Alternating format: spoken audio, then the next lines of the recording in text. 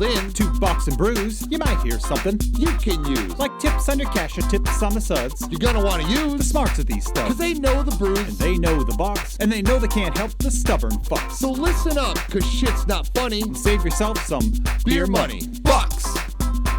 and brews. Bucks and Bucks And brews. brews. Bucks and Brews. Welcome back to Bucks and Brews, Nick.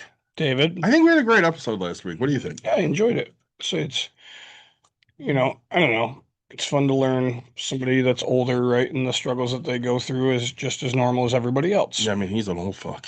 So hopefully you guys enjoyed that episode. As always, like, subscribe, share, tell your friends, tell your family. We appreciate you guys listening to us. David, what are you drinking, my friend? I am drinking a sparkling fuck ice strawberry fruit punch. Oh, there you go. What do you have, my friend? We have a Red Bull Zero. So, It's not a sugar-free Red Bull. I mean, it does have no sugar, but it's a Red Bull Zero. different. Very different. I want to address this because Bucks and Brews is going to change a little bit for, I'd say, the foreseeable future. We probably won't be drinking much. Yeah. You're trying to lose weight, and the only way I seem to cope with my depression and anxiety lately is if I'm drinking. Yeah. So that's an unhealthy way to deal with my anxiety and depression. So I'm pulling back on that and trying to find better ways. Yeah. And you want to lose some weight. And this is where you guys come in. We need you as guests to hold us up as Bucks and Brews. I mean, we're still brewing drinks, but yeah, say if you want to help us help you, stick with us. We will get back to drinking. I mean, we're still drinking, just random times and very special occasions. And I mean, I'll probably have one for the baseball episode, which we need to set a date for that. so yeah, that long out. Yeah, I mean, I'll pre-plan for that type of stuff. Yeah. Yeah. It's just one of these things where, we kind of want to set a good example for the people in our lives. Well, I don't know about that. You might want to. Well, I want to. I just You want to be around for a Wanna. while. Nah, I don't care about that. I want you around a little while. I just, I want to be able to. I want to be able to at least see my kid for a second, and he's due any day now. So yeah, we're going to be a little pulling back on the drinking on Bucks and Brews, but what hopefully we will not be pulling back on is the financial advice. The great content that we offer you live every night. Oh, I mean, at least once a week. Wait, I mean, whatever the hell we feel like it. Yeah, about 45-ish times a year. What I will say is, in addition, there's some things we want to hit on that You mean me? you get hit on a lot. Say it's a thing. So we started using Opus Clip Yeah. due to a guest that we had. Yeah.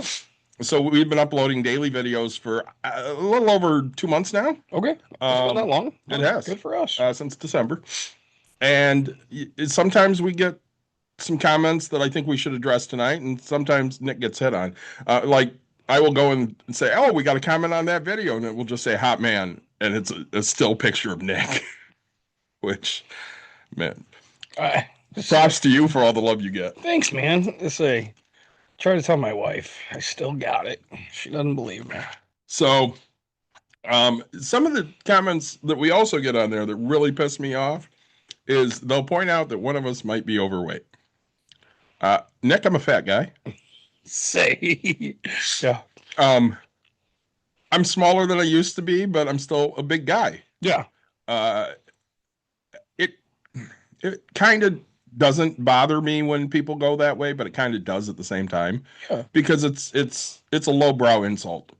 You could just be better than that. Attack me for my opinion. Hey, you know what the fuck you're talking about with money. You should buy this stock instead. Okay. Right. We can have that conversation. We'd love to have that conversation. That's a conversation we are willing to have. Or you could sit there and go, why should I listen to a fat fuck? Right.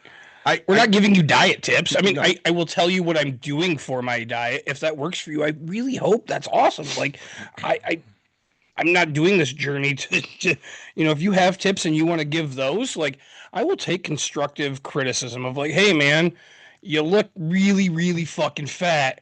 You might want to try what I did, walk for 1 minute, go upstairs twice, and then, like, if you have something stupid that you found works, by all means, share. Yeah, damn, like, I don't fucking know if I knew what the fuck I was doing, I wouldn't be this big, right? Well, and to just discount either one of us because we might, be overweight. Right. We're, like Nick said, we're not giving diet advice. And again, we know how to lose weight. Yeah. We just like food more. Food's good. Oh yeah. I mean, and on here we talk about it all the time. Like, when I do something like tonight, I'm going to go home and have a steak dinner. Mm-hmm. I'm not going to go out because we're doing this, but like I did a real estate transaction. I celebrate with food, right? Mm-hmm. So if we go to my nephew's band concert, we always go out for ice cream or whatever after my nieces. We go out, my daughter did something. We're going out for food. We celebrate everything with food. You have a pool. I do. What is the expectation from your child if Dawn and I come swimming? Oh, fuck. Every time you guys come over, we have to go get ice cream. She invites you guys over just to she gets ice cream. Does this mean we get ice cream today? Like, every time, dude. I'm like, God dang it, no. And ice cream has gotten so expensive. So fucking expensive. Dude, I mean, it's like $10 a person. So that's a great segue into another argument I want to have. Yeah. So we got some hate on our minimum wage episode, which you and I differ on minimum wage. I think it should be much higher than what it is. Yep. And you don't think it should be high as what I think it should be. I definitely don't think it should be as high. I do think it should be a little higher, right? But again, and I understand, I understand that there, I mean, I don't think between 16 and, now you can work, 14 to 17 years old. Yeah. There's always the kid that's kicked out or trying to be on their own or do whatever. And there's that sense, but I think kids should have an opportunity to learn, and, they're not trying to fund their whole entire life. Right. Like that to me, that shouldn't be a quote unquote living. Right. Hey, you're saving up for a car. It should teach you how to be an employee while still, Well, I will tell you that in the state of Michigan, if you're under the age of 18, there are different minimum wage structures for you. Like for the first 90 days, don't quote me on these numbers. I'm just going to make some shit up. Yeah. Okay. So like for the first 90 days, you could pay a training salary of say $4.25 an hour to a 15 or 16-year-old. Yep. Okay. Now, I don't necessarily disagree with that because again, if it's your first job and you don't know what the fuck you're doing, you kind of got to learn your way around. And if if you're 14 or 15 or 16 years old for 90 days, sometimes you take your lumps. Right. Now, I'm not saying I advocate for that long term. No. And that's not something we would do as a business because I wouldn't want to have somebody come in here and say, oh, I'm just paying you $4. Fuck you. Right. I mean, we started a decent salary here and we do that because, we want our employees to care. Yeah, but you guys go through like a training session and things like that. And but they get paid $15 an hour for their training. Right. Like you come in and work for 4 hours so you can see if this is something you want to do, and we're going to pay you $15 an hour to do it. You're $60 into there, right there. Right. And the person could not show up again. You guys don't really have as big of turnover as other places. We don't. Most people, they figure out within those 4 hours, hey, this is something I can physically do and I enjoy doing, or they figure out, my body can't handle this. I'm not doing this shit. Right. So, and I mean, that's fine either way. We know that the hate comments are going to come. We understand it. We knew what we were getting ourselves into before we put ourselves out there more. We've been doing this 5 years. Yeah. We decided, hey, let's quote unquote take it more serious, right? Let's try to get more involved with you guys, try to get ourselves out there. And we knew what we knew what most backlash was going to be, right? The tonight's topic, like I know I'm a landlord. It is a topic that you and I, right? Like we disagree on, right? Like this is what I do. I don't think that all of them are bad. I think and the funny thing is like, I'm the shit landlord in the fact of like, I will tell you there's shitty landlords. There's shitty people. Like the guy that bought one of my buildings, right? Like I will tell you he's a shit person for doing what he did. I don't feel good about it. But on the other hand, like again, we were talking earlier kind of about this and how we're going to bring it back up. Look, I was getting $850 a door, right? because I have too big of a heart or doing whatever. And, like the person that had called me out, says, oh, Nick he's not a good landlord. I found one of his rentals. It's 25% above market value in the area, 50% above the state average, and 75% above fair market value. And I was like, dude. So, it's funny because what I did was I ended up going on the line. I went online and I was like, all right, average rent in Michigan, it's like $1,400. And I was like, okay, so this house is above that, right? So like, yes, okay, but 1,400 to 50 or to 1,750, I think is what I have it listed for, is not 50% more, right? I mean, when that's average rent, that's of all places, right? You're comparing a studio to a 5-bedroom house or whatever, right. You have so many comparisons, and I don't know if that even takes into account shit that you can rent on Airbnb.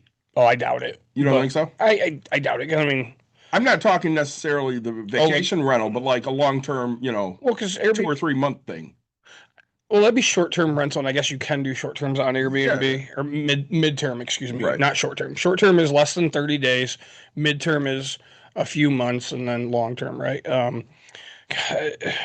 My business changes all the time. Well, trying to keep up with all the damn words. I'm just throwing that shit out there. That, you could factor some of those things in as well.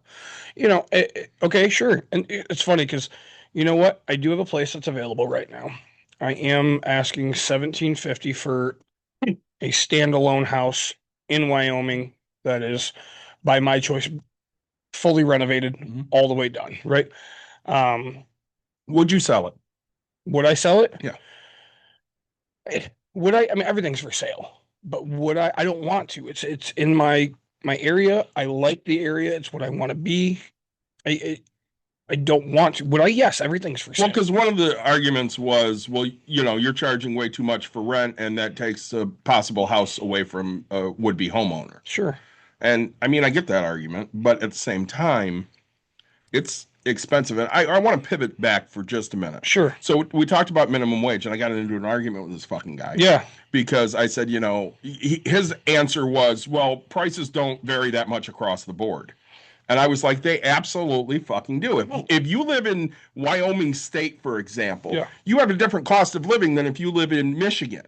And I laid out for him the difference. And of course, I said, these are the differences. And I did buying a house, renting, electric bill, gasoline bill, natural gas. I think I did something else. Sure. Doesn't matter. And the only time that Wyoming had a higher cost was on buying a home. Yep. And I had this talk with Dawn yesterday and with you earlier today. I think one of the reasons for that is if you're buying a home in Wyoming, you're not, for the most part, getting a lot like you would get here.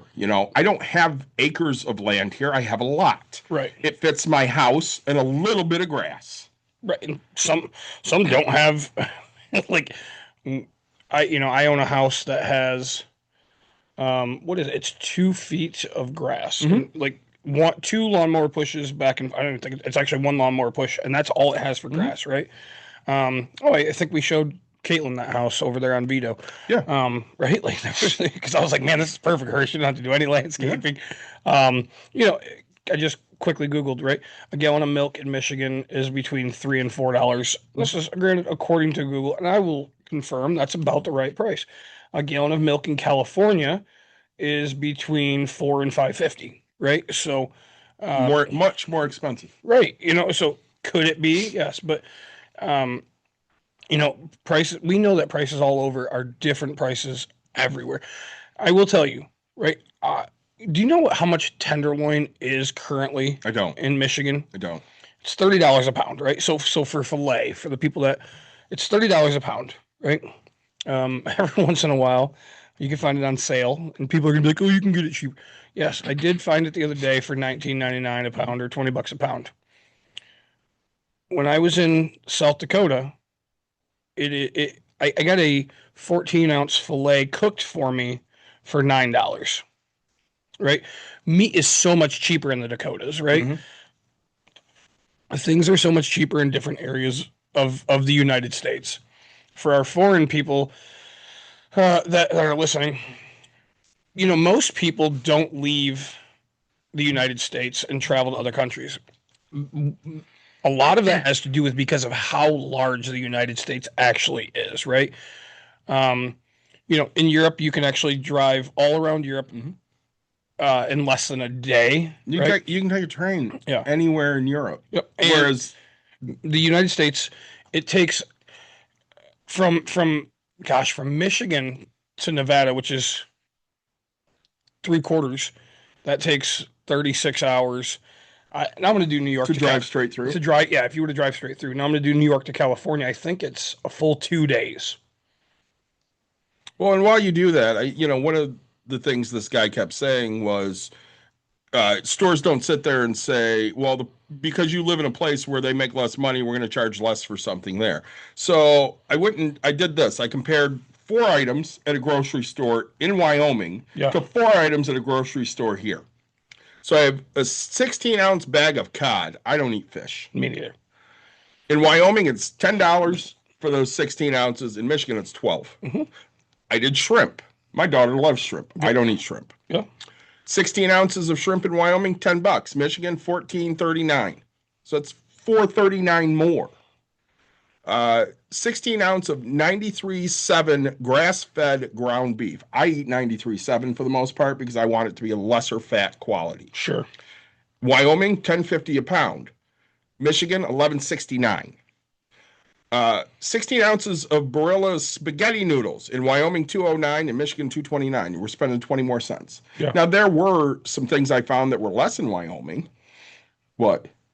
Tangent time.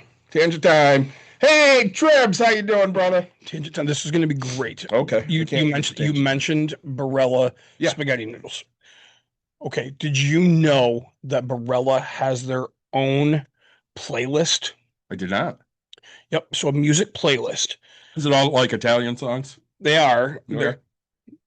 And so depending on the noodle that you're cooking, you play a song, and that's how long you boil the noodle for. Oh, shit. Yeah, it's the coolest. Like, to me, it was the coolest fact that I had found out in such a long time. That's pretty cool. So, when the moon hits your eye like a big piece of pie, that's amore. And so, right. Yeah, and then you, right, when it's done, you're done with the noodle. You It's see good. what Trib said. It's like, get the fuck out. Google, Tribs, you should know this. Google this. Yeah, he's Italian. Yeah, you should know. Say, so if you want to do cavatappi, it'll tell you, hey, this, and has a playlist. That's so fun tangent time. That's amazing. Good job, them. Yeah, so I did look up some other things, and some were more in Michigan. Sure. Or some were less in Michigan than there were in Wyoming. Like Rao's pasta sauce was more in Wyoming than it is here. Sure.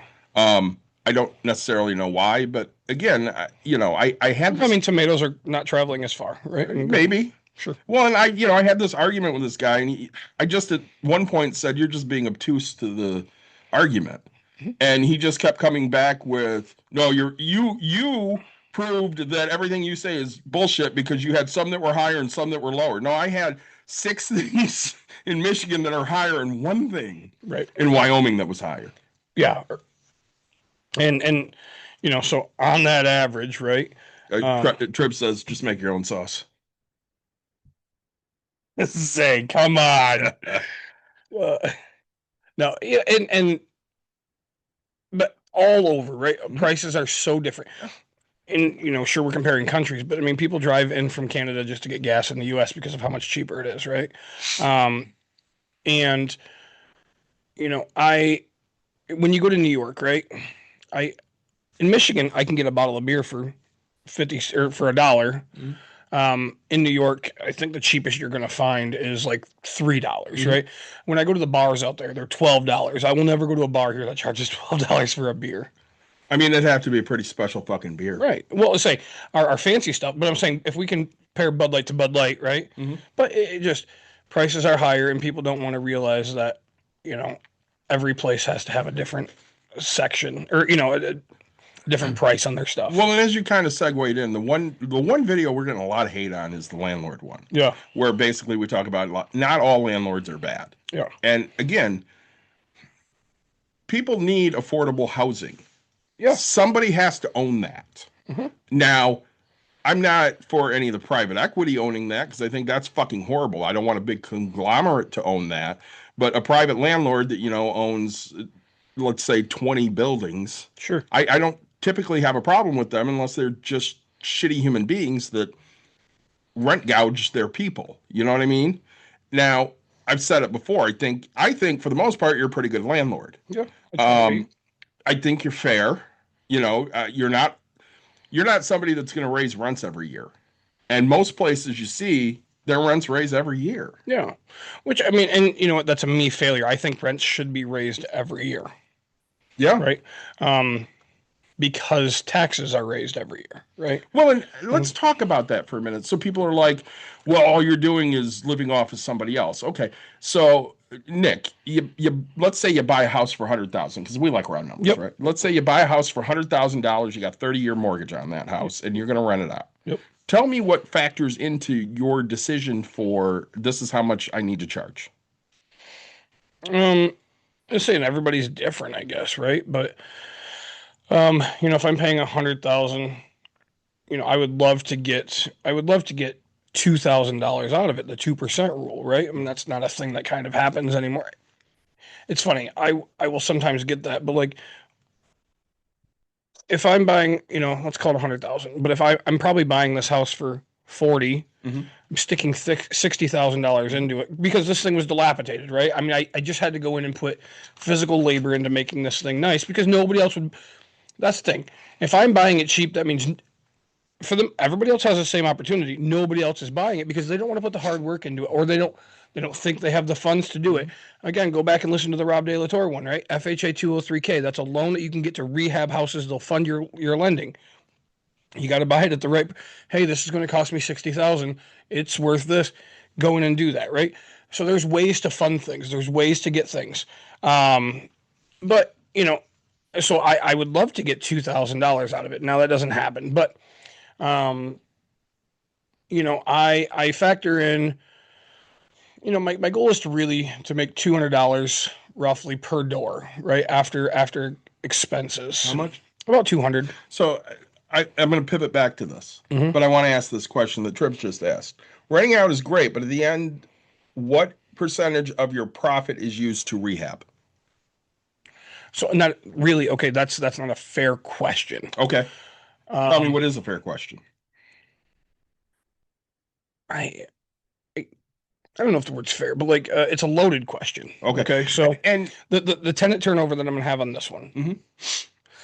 Actually, what the funny thing is one of the windows is broken. I'm not gonna charge. Here's the thing: I'm not gonna charge them, right? Like they're like, hey, it was stuck and it fell and whatever. Could I charge them for that glass? Yes. I'm not going to, right? They didn't tell me about it. It's just a crack in it, but I have to replace that. They've never lied to me before. But this place is clean. Now, we'll go back to my one of the other ones, right, that I just recently had. I was a single dad who was going through everything. I gave him a shot. He paid me 2 months and then didn't pay me for 7 months, right? That's how long court took. Yeah. So, mind you, I've made $0 for this 7 months. When I got the property back, I had to trash it out, which that cost me $1,500. Like throwing all of his stuff away, doing whatever. I think we put 13 or 17,000. I could look it up, but $13 or $17,000 worth of repairs within a 9-month period, right? Because he destroyed my place. He tried selling my fucking refrigerator on Facebook. Who showed up to buy it again? Me, can't say. Yeah. Like I called the guy and I was like, please don't sell. I'll just give you the $50 that you're asking for my own refrigerator because otherwise I'm taking him to court to try to get whatever. And I'm like, even though he owes me at this time, I was charging him, I don't even know. I don't remember. Let's call it $1,000 or something. And so he owes me like $7,000. I think my judgment's for like 92 something. Court cost, all these other things rolled into it. But then I have to go resue, which costs me more money. I have to get my I already have my judgment. I have to go figure out how to garnish, but It's just You insane. can never see that money. No, never. Right? Cost of doing business. And everybody says, oh, the next person shouldn't have to pay for the other person. Well, if everybody was good, we wouldn't have this problem, right? Like, but yeah, so one turnover is going to be one thing. One turnover is going to be, crap ton more. So everything just depends on how much I'm putting into rehab and things like that. Well, and other costs that you have, as you said, taxes go up every year. Yeah. Insurance typically goes up yearly. Oh, yeah, absolutely. And you have to have insurance, and you suggest they have it or you require it? I don't require it. I should. Because my insurance covers my property, which is everything, the walls and the ceiling and the electrical and this and that, right? But it doesn't cover his furniture, his anything. It just covers my stuff. So what happens if, you got to replace a roof? Who pays for that? That's me. Furnace, me. Yeah. What happens if water heater goes up? Me. Right. I don't want to say 50-50, but like, if a sink or a toilet has a leak or something like that, that's usually me, right? As long as it's not damaged by the tenant, things like that, right? So I mean, if you can clearly see that the tenant damaged it, then that's them. But, I guess for Tribs, he said end of the lease. Again, it's all dependent on how the tenant left it. Let's say they left it good. Then it doesn't cost me too. I can either physically go clean it or I can hire a cleaner, right? A cleaner's going to cost me like $250, right? To go clean the entire place if it's left to me the way it's supposed to be. And then I'm sitting without a tenant for however long. I have to market it. I have to do all the other stuff to it. Everything's dependent. Now, in the meantime of downtime, I'm having to plow, shovel snow, do something like that. I have to cut the grass. I'm maintaining that.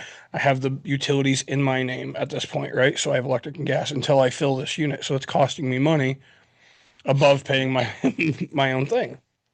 Well, I understand the landlord hate. We got a lot of landlord hate. There are a lot of shitty ones out there. Yeah. And I will argue that you're one of the better landlords because I know you were friends and I know what you provide and expect. Yeah.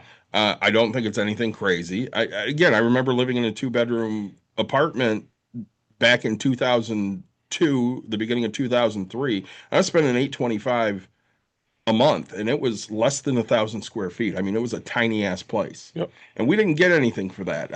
We got trash paid for because they had trash bins. That's it. We paid for everything else. We paid extra because we had a washer and dryer in the unit. Yep. We paid extra because we had cats. They only knew we had 2. I had 4. They only thought we had 2. Right. But I paid more for all that stuff, and it was a good place to live. I got no complaints about where we were. I got no complaints about the management. But at the same time, I thought in 2002, $825 for a 2-bedroom was a lot. Yeah. Now, I understand people are pissed because they see landlords as living off of somebody, but let me ask you something, Nick. If you didn't exist, how many people do you know wouldn't have a place to live? A bunch. I mean, a lot, right? And that includes my family. I mean, like I house more people that I shouldn't than I care to admit, right? And so, I look at it as, hey, I'm offering, I try to offer a good quality product for a fair price, right? And the one that's, being questioned, I know that there's somebody up the road that's getting 1,900. I'm at 1,750. I get that it's still higher than what could be, but out of all my properties, I just sold one today, right? But I had 2 that were at least that close to fair market value, right? I'm never going to be the top person. I don't want to be the top. I want people to come want my property for a good price, right? I mean, there's no difference than Menards selling, Menards actually might have changed. It's been a while, but Menards used to sell Doritos for $2 a bag, right? Even when Family Fare and Meijer had them for $3.50, and I think they're up now higher. But Menards is really cheap. Beefaroni, right? I used to get beefaroni at Menards because it was, Love you, Tribs. to say, take care. It was just cheaper. But like, I want to offer the same product as somebody else has, but for a better price, right? Right. And what it does is it allows me to take the best qualified candidate and get them in. Well, we talked about one of our former players today. Yeah. And I sent her a message on Teams after you and I got off the phone. Yeah. I'm like, I just want you to know, I just talked about you and somebody's proud of you. And she's like, well, who? And I said, well, Nick and I were talking. And he said, hey, I can rent you this place for this number. Yeah. He goes, and she came back to me and she goes, it's still about $150 more than I can afford. Yeah. He goes, and that's great. I'm glad she knows her money well enough to say, that's out of my price range. I'm uncomfortable paying that. I can't do it. Right. And she goes, I'd really like to move to that place, but for me, it's just too much for me to be able to pay. I said, yeah. And knowing that that's where you're at, that's great. That's huge. And Nick's not mad about it. Like, he's thrilled that you're paying attention and you're looking at your money. Yeah. I mean, I know she's going to be one of those that will eventually move out, right? Mm-hmm. She's not going to be a lifer, which is sad for me because I just want the same time forever, right? But it's great that she's financially focused on herself and saying, hey, I just don't want to stress myself. Well, if you had a house come up that you think she'd be perfect for. Yeah, I'd offer it again. Yeah. Well, not even necessarily to rent, maybe to buy. Yeah. Hey, kid, I got this house here. Well, I've done that with many of tenants. Yeah. Right. Hey. So it's not like you're sitting there going, well, I'm just going to make you rent for me forever. Right. Which is a lot of where that hate came from, too. Well, they just want lifetime renters. Yeah, I mean, ideally, that would be great. But at the same time, you want people to better themselves. Right. Well, and, there are people that get bad raps. And, I have a tenant who's, $750 below market rent currently. The upstairs one is $700 below market rent, right? So I'm losing $1,450 every month because I'm a chicken shit and don't want to raise rents. And I don't, granted, I know the one can afford it. I know what he does for a living, but that's not the point, right? I will have to raise his because, I'm covering grass over there. And so that's going up this year. My tax bill over there keeps going up, which is getting frustrating. Yeah. Water bills are going up. I don't, Georgetown, like things keep going up. And at some point, I'd be losing money. Can we tangent time for a minute? Yeah, absolutely. So we got tagged in a video today on TikTok. Yeah, that was awesome. Your buddy Jeff, who listens to us pretty much regularly, quite frequently. Yeah. He stopped at a gas station. Was it in Allendale? Was it? I think so. And he bought a Kitty Wampus because he listened to the episode where we talked to Soda Joe. Yeah. And he got the cream soda. Yeah. And he did the video. Like reaction video to I'm gonna pop it open, I'm gonna taste it right now. Yep. And he did, and he's like, boy, that's a really good soda. Yeah. And I was so excited when I saw, I'm like, oh, Jeff tagged us in it. Why did Jeff tag us in a post? And I went and I watched. I'm like, this is great. You know what I did? What's up? I took the TikTok and I emailed it to Soda Joe. Which is amazing. He was so excited. He's like, guys, thanks so much for sharing this with me. This is great. Yeah.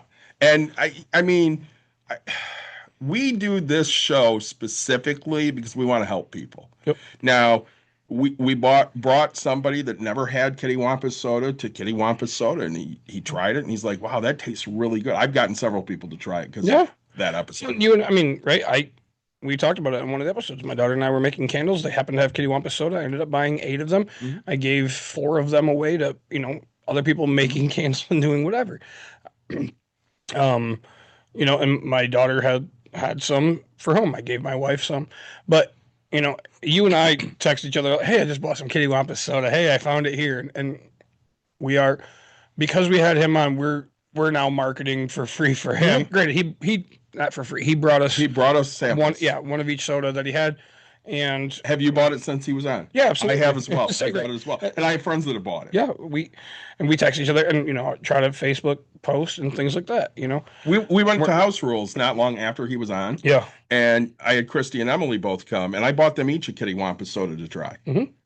So I mean, it gets out there. I want people to try things I'm excited about. I'm excited about that. That's a good soda. Yeah, it's great soda. And he's a great guy. He is a great guy. I don't drink a lot of sugared drinks, but every once in a while, Yep. I'm going to treat myself Treat yourself to a kitty wampus.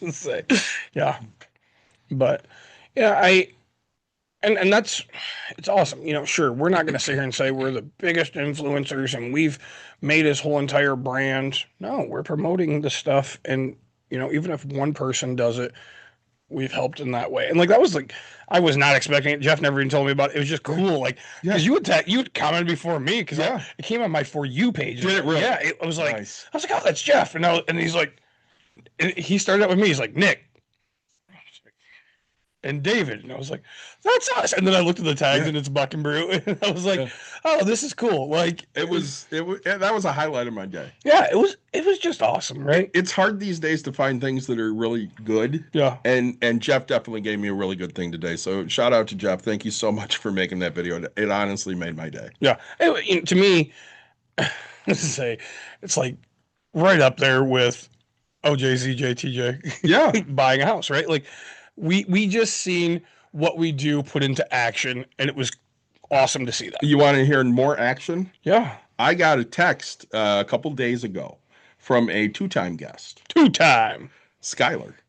Okay. Hey, my buddy wants to know if he can sit down with you guys and talk about finances like you did for me. Can you help him? Absolutely. I said, absolutely, have him reach out. Yeah, that'd be great. So right, I mean, it's great news, right? It is. You know, I mean, he thinks he's seeing some benefit of it, and he's sharing it with others, and that's, you know, we're just trying our hardest. I mean, I was on a work call today, and while we're talking, I just decided to hop on my 403B at work. Yeah. And of course, three of the people I'm on the phone with, I manage their 403Bs at work. And I said, hey, just to hijack this meeting for a minute, I'm going to look at it next month as well, but at this point, no changes to your 403B. And they're like, oh, great. Thanks for telling us. Right. Let's see here. We'll read some comments. We already talked about the one. I checked one of Nick's rentals. Yep, you sure did. But again, I'm going to tell you, it's not 25% above. And yep, out of my portfolio, which I'm not going to tell you guys how much I have. Doesn't matter. And you don't have to trust me or anything. But yes, I'm really trying to think. One of my places is 1750, right? I decided I had, like, it's a property I want to keep. I want it to be in good condition. I want this. This is what it's going, right? And so, yes, but it's still below market in my area. Apparently it is higher than the state average, which, okay. Because rentals are really only about local stuff. Like, you know, you compare it to everything else around, and then nearly 75% higher than fair market rate, which that's impossible. I mean, just impossible. Like that would be 1750 times 0.75 would be 1,300 off. So I'd have to actually do it by 25. Yeah. Would be $437 fair market. No, right? Like it just doesn't even cover the taxes at that property, right? You know, okay. So then we have living off of others' paycheck isn't easy.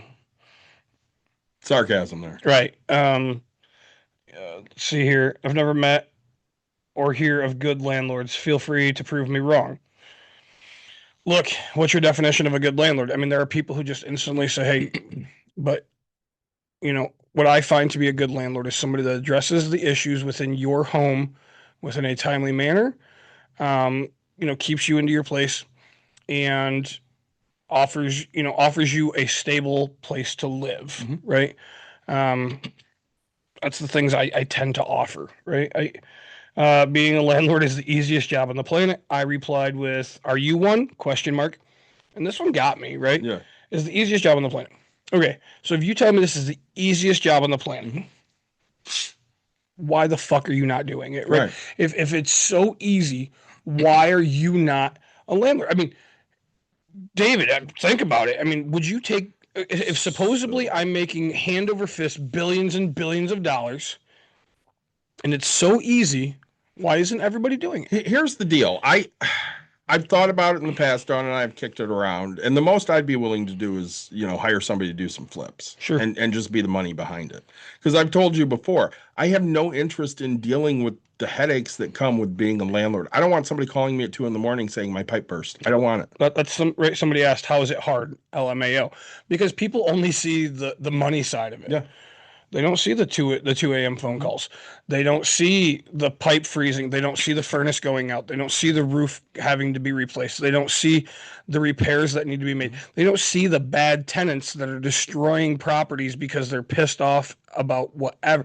The one guy, I gave him a great deal on it. I felt bad. He's newly single father, right? Like all this. I gave him, I was like, hey, let's make this work. You had some empathy. Let's get your life together. Let's do this thing. I do want to share that. You weren't at my bourbon and diaper party. I ended up sharing, but I'll share that here in a minute. Okay. But why is it hard? You're not dealing with having to figure out who to call to fix whatever, right? City inspectors have to come in and then they tell you what else you have to repair. And, one of them, a broken toilet seat. I didn't do that, but I'm still responsible for having to fix that. So yeah, you're not going to call it hard, but now I have to go repair this stupid thing. I have to do like tenants breaking things, used and abused. I mean, in order to, I don't, now I've gotten, so I guess that's what my switch was, is I used to offer a house, I don't want to call it as is, right? When you think of, if I bought a 1970s house that I got for $100,000, I'm renting it for $1,000, but I'm not doing anything to it, right? You're not updating anything. Correct. It's livable. Your grandparents lived there. Why can't you live there? Yeah. Right. But and then the problem is tenants want, oh, hey, I want, updated cabinets. I want updated counter. I want updated flooring. I want updated this. I don't want to live like this. I don't want to live in dated. I want new and pretty. Well, new and pretty, you can go buy a 2010 Scion XB for $6,000. How much is a brand new one? 21,000. I mean, granted, they're not making them anymore, but right, go buy. How much is a? Let's go with a 2000 BMW 3 Series. Right, a used, depending on mileage. Right, let's go with $10,000. Okay, now let's go with a brand new BMW 3 Series right now. 70, 75K, right? Well, 60 if you're going to base model. I'm going to tiny tangent time. Sure. I'm watching Weekend at Bernie's today. Yeah. And the guy wants to buy Bernie's old Porsche because he's getting a new Porsche. Yeah. 1989, he offered $30,000 for a used Porsche. You know what that is in today's dollars? A crap ton. It's over $78,000 in today's money. Mm-hmm. And I'll bet you can find used Porsches for well north of $78,000. Easily, yeah. Because it's a premium car and it's going to get a premium price. Yep. And so, right, like, you want me to keep my place, you want me to put all my money into this place for you to pay me the same amount? It doesn't make any sense. It doesn't, that cabinet door closed, the new cabinet door is still going to close. Yeah. The flooring, you walk on it. You're going to walk on new flooring. But I feel better walking on nice, clean, blah, right? Like, my mother would say that to me when we were looking for houses. She'd go, I don't like these things. And I'm like, I don't give a fuck. Right. Does it function, right? When we ended up deciding to update the kitchen, it wasn't because the shit in the kitchen was dated. It's because the kitchen was tiny and not functional enough for us. You wanted a different layout. Yeah. We wanted to be able to have some counter space and do some more with what we had, because Dawn would make counter space on the stove because that's what we had for fucking counter space. It was the stove. There was no counter. Yep. So we had Steve come in, and yes, we have all new updated shit. Mm-hmm.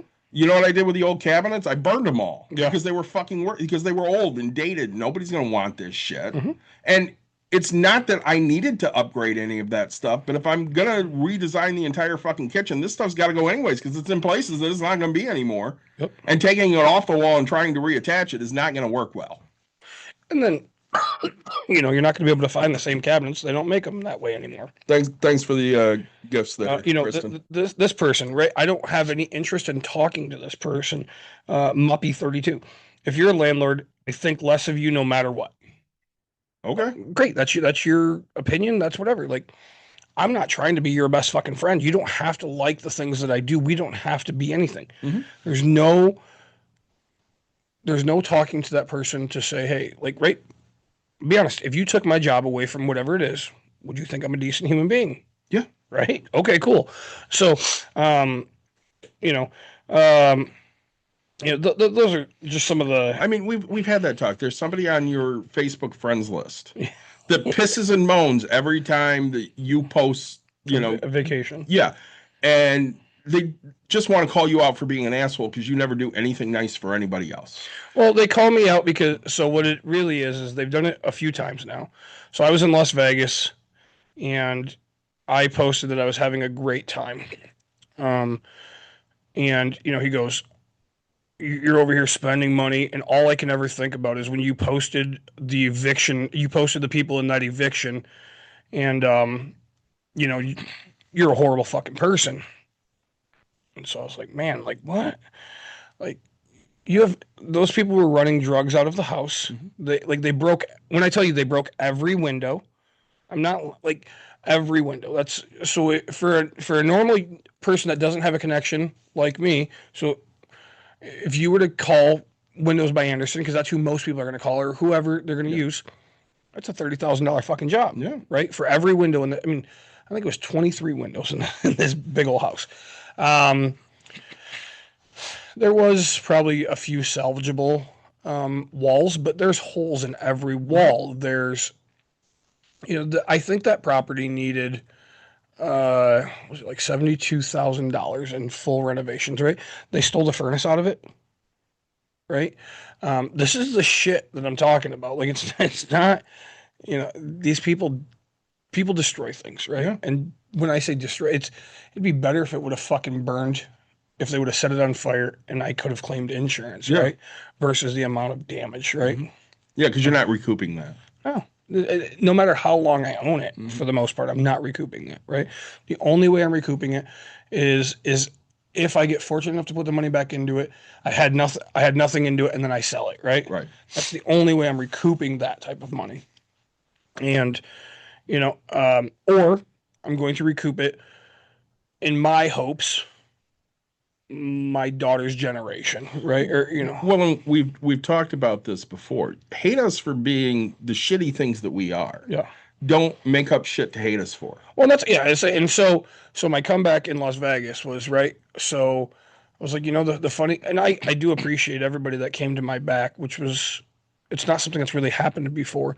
Oh man, I see the tireless hours that Nick does. I see this. My wife was pissed. Yeah. Like she was fucking furious. It really was, but I was like, look, because I told him, I was like, what about I went and bought Uncrustables because I know that most people don't understand, but like I was feeling poor because like Las Vegas makes me feel poor. Mm-hmm. It really does. It's kind of weird because you go to McDonald's there and everything's like double the price, right? It's not. Vegas prices are crazy, right? When you're on the strip, I mean, so I was like, I went to Subway and it was a $20 footlong sub. I'm not lying. It was $20 or $21 for a sub, and I was like, fuck, I don't want to pay that for a sub. Like this is Subway. So I go into the CVS that's right there, and I get some Uncrustables, and I ate 2 of them. And I was like, man, there's Las Vegas is filled with homeless people. So I was like, hey, you want a fucking Uncrustable? You want an Uncrustable? I'm not going to take them into the casino. I'm going to go blow money, but here. And so I handed out fucking the rest of my Uncrustables, right? I bought a case of water. And guy was like, hey, can I get one of those? Yeah, sure. Like, I don't care, right? Like, it's these types of things because, Las Vegas water is fine, but it's not Michigan water on the tap. So I drink bottled water a lot when I'm out there. And I don't even remember what else I did nice during that. And I was like, these are just in the fucking 2 days I had been here at this time, these are the good deeds I've done so far. So you kind of turned that into a series, which I love. I did. I kind of like, and so, I was thinking about going on vacation or something. I was like, man, all right, I guess I'm going to go on vacation. I better list all my stuff I've done good. And so I just say, hey, this is in honor of Andy so that way I can go on vacation and not get, bitched at for spending my own hard-earned money. Right. Granted, for those that don't think that I hard-earn my money. Yeah. I just started listing off all good deeds that I've done, right? And I'm just like, here, this is what I've done in the past X amount of weeks. And then I did it again. It's like, here, these are the, and it's usually a list of like 7. I try to do like I try to do one thing a day, but it's like, hey, this is a list of at least one thing I've done a week to impact somebody else's life, right? Like, I don't know. I mean, I I don't I don't like to brag about the things that I do, right? I mean, most of us don't. well, there's a lot of people that need that clout. There need are that people chase, that do want some kind of brownie points for, hey, I went and did this one nice thing. But No. people that are actually charitable don't necessarily need that. right? And so, I figured, hey, if I share it out there, maybe I won't get that hate anymore, right? So here, for those that don't know, here I am a decent human being. I am the person that I try to tell people to be. I try to be, I try to take care of my fellow man without giving them millions of dollars, right? You were going to tell a story about at the beer and diaper party. Yeah, so let me pull that up. Because I had to miss that because I had to work. And of course, we all know that if I start drinking, I'm not working. Right. So you and I went out to breakfast before your bourbon and diaper party. And I worked that day while my wife went to your wife's baby shower. Yeah. So this is a tenant, and I've never received anything like this in 15 years that I've been doing this. Mm-hmm. I wanted to tell you I really appreciate what you've done for me. I was severely depressed and thought about taking my own life. My body and mind giving up. I never talked to anyone about it, just kept playing my part and doing okay. I pushed everyone away and was hoping one day I wouldn't wake up. For the past couple of years, I'm a lot better. I'm a lot better and finally started to talk to someone. I'm not even close to financially out of getting out of the hole I put myself in. But over the next year, I should be a ton closer. Thank you so much for allowing me to change myself and to be better. Mm-hmm. Right. And that was sent to me. And that, again, that's one of my people that's $700 below market rent. Mm-hmm. Right. Yeah. So the 7 haters that just whatever, I just look at it as I officially have that fuck you. I have made an impact. You say landlords are this. I've officially made that fucking impact on the one person that I needed to, right? 15 years it took me to get that thank you, right? We talked about it. The hardest thing. So I want to go back to one of my complexes I sold. We talked about it. I was charging $850. Sure, when I bought it, they were all at $583 average. Okay. Well, I bought it for an amount of money and the numbers, but it took me 5 years to finally get everybody up to $850, which I was still probably losing money. And yeah, it just didn't. So, but anyway, I ended up selling it. Taxes on that property were $17,000 a year. Mm. Okay. Now, just to tell people, shit ain't cheap. A winter boiler bill or a heating bill, that was $1,700 a month for the winter Heat was time. included? I had included heat in that price. Trash every month, if they didn't throw a large item away, was only $120. And there's just so much that went into it. Anyway, so I sold it. And the guy ended up raising it literally the month after I sold it to $1,450 per person. Okay. I've run into my tenants since then. 6 out of 8 people still lived there, and this was a year and a half later. Say a year later. And so all of those people could afford it because they're still there. Yeah. And you know what? I never got a thank you from them to keep it at the price. I never got a anything like that, right? You know what I got was the shit phone calls of, hey, you better come over here and fix this. You better come do that. You better, but, I say, thanks so much. Give us a follow. We'll check that out. Give us a follow and we'll take a look and maybe we'll have you on. So hopefully have an author on. That'd be amazing. I still want to work on our book. So we need to do that. that was a goal last year, right? So if you guys want to know, I don't meet all my goals. I set them, but I don't achieve them all the time. So, I didn't get a thank you. I didn't get a holy shit. I didn't realize how much you were doing for me. I didn't, no, what I got was you're a piece of shit, right? I mean, hey, my bathroom toilet isn't flushing. I need you over here right now. Well, the best I can do is, I can be there tomorrow, No, I need it right now. Well, but there was one, she called me. I was there 15 minutes later because I was getting ready to leave and I didn't want to call somebody because this property wasn't making any money.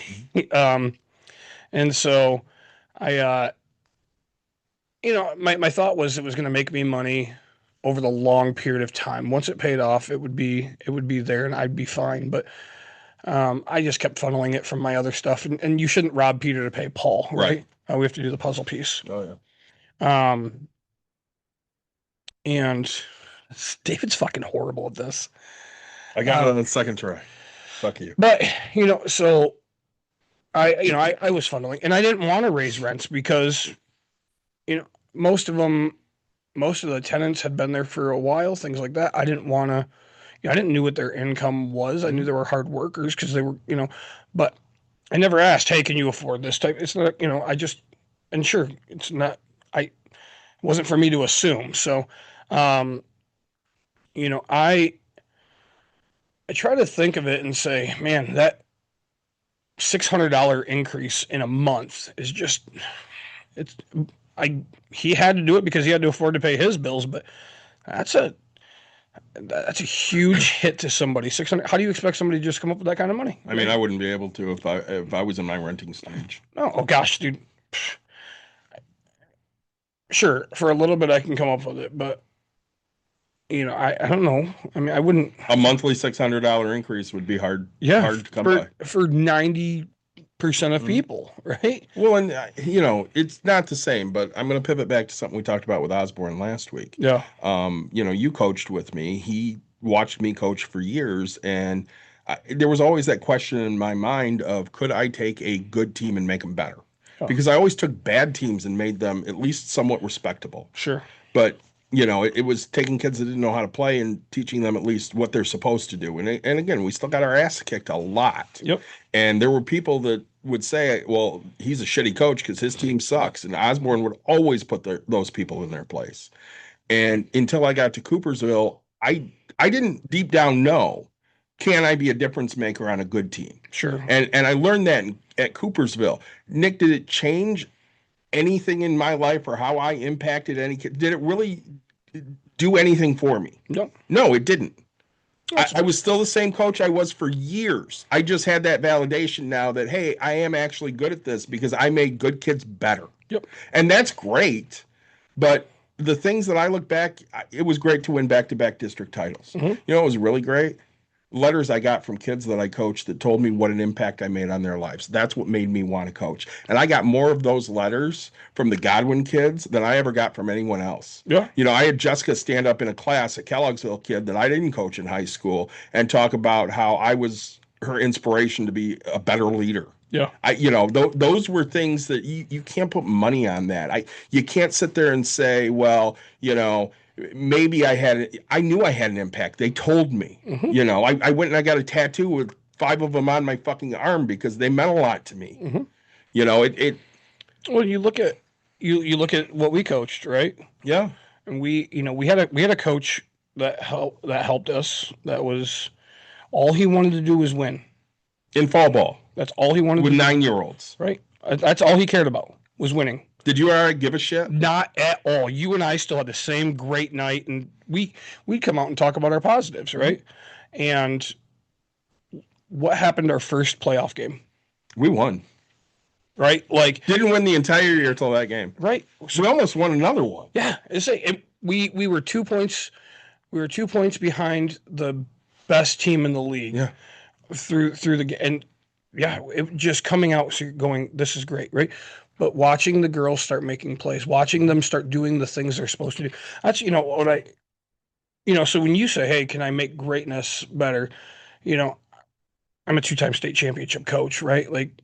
You can tell me, what you can tell me the first one was that he came in with great kids, right? Oh, sure. Everybody can say that. Then next year I go, we destroy our region. We qualify first in state. Then we get to the finals, and sure, then we go out. But I don't have the same kids at that point. And And then I turn around and I win it with my girls, right? With, again, not the same thing from the time before.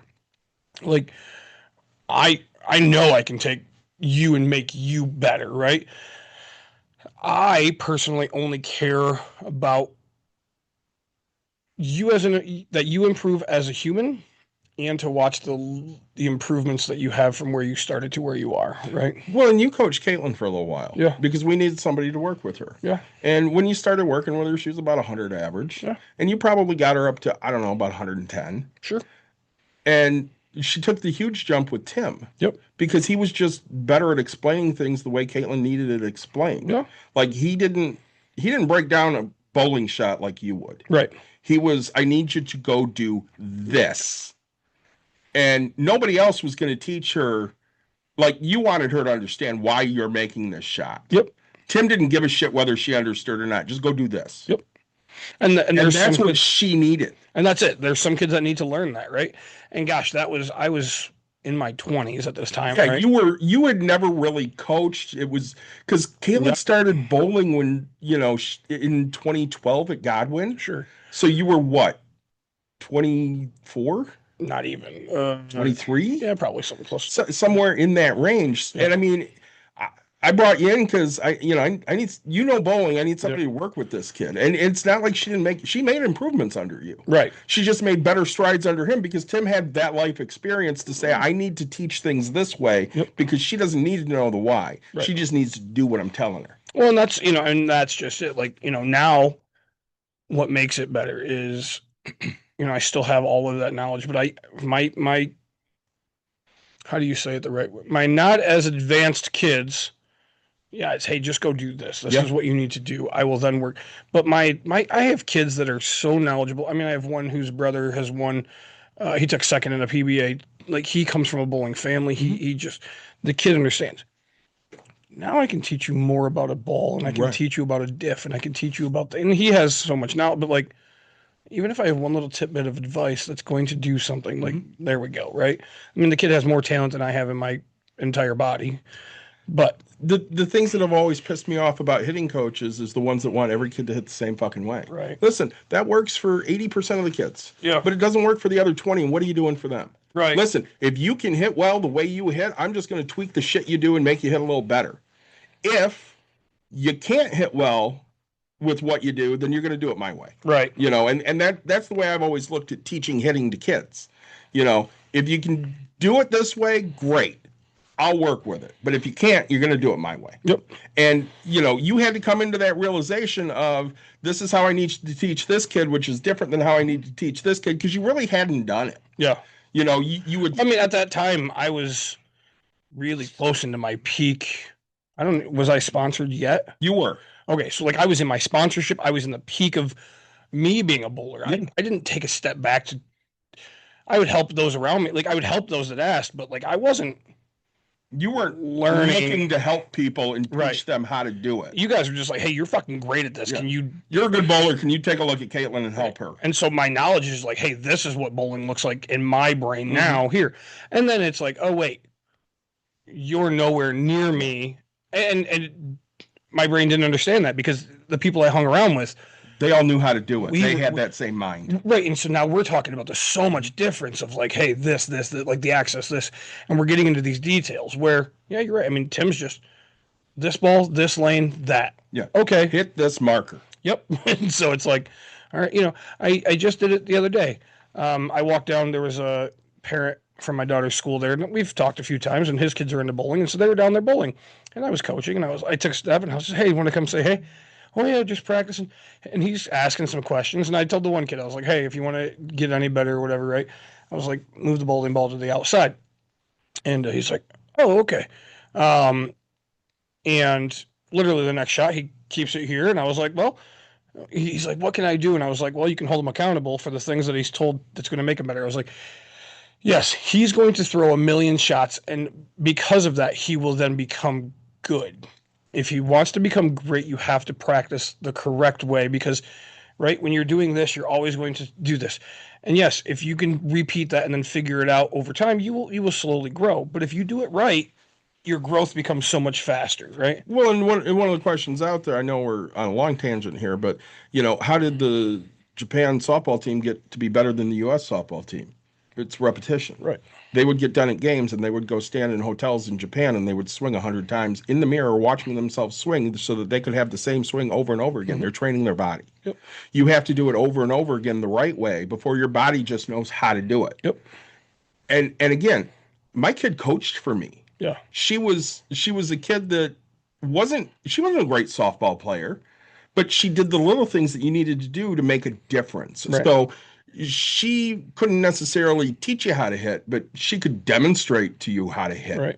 So I can break down how to do it and have her show you how to do it, and it's going to look perfect every time because her swing is the same every fucking time. Yep. Because she did it over and over and over again until it was just muscle memory for her, and she didn't have to think. That's what I do for seven. I mean, I make my kids hate it. I make them do 7s and 10s every day. And I tell You should them, do it every day. right? I tell them because that's what you're going to leave the most, and I want you to be able to walk up there confidently, going, "I've picked this up 1,000,000 times. Here's 1,000,001," and not have to worry about it, right? I mean, splits are going to happen, things like that, and we teach you how to try for those. But my expectation isn't that you're hitting those, very often. Why was Kobe so good? Because he was in the gym longer than you were. Right. You showed up to shoot around, and he was already in there for 2 hours. You would leave, and he's there for another 2 hours. And you look at Tiger Woods and John Daly, right? And John Daly's like, yeah. So Tiger's like, oh, so John tells me, hey, come over here and have a drink. And he's like, I'm going to go hit some balls. And he goes and hits, what was it, like 100 or 250 balls or something like that. And then John, he walks by and he's like, hey, Tiger, come over here and have a drink. And he's like, I'm going to go hit the gym. And so Tiger Woods goes, works out for a couple hours or whatever. And then he comes back and he's like, hey, have a drink. And Tiger's like, oh, and he goes, man, you're putting all that effort in. Why? And he's like, well, if I had half the talent you had, I wouldn't have to do all this, right? But like, say, Tiger has more champions. If John Daly put in the effort, think of how amazing he'd be if he was just naturally that talented. Ball so fucking hard and so fucking far. Yeah. I mean, it's the same thing when you talk about Jordan, because the Jordan LeBron people get out here and compare all the fucking time. There's no fucking comparison, right? Because LeBron's a great basketball player. Jordan is an unworldly basketball player, because not only did he want to be better than you, he needed to be better than you. And that's the difference.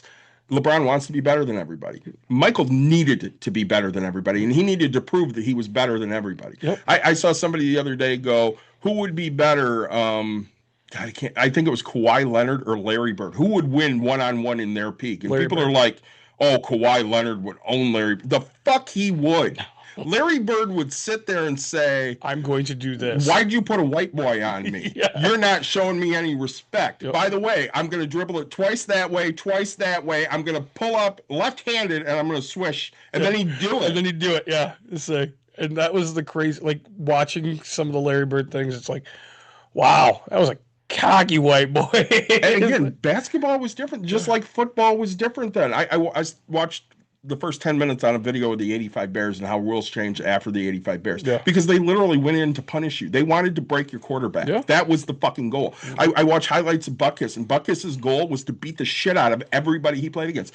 There was a running back for the Dolphins. I don't remember who it was. Might have been Mercury Morris. Doesn't matter.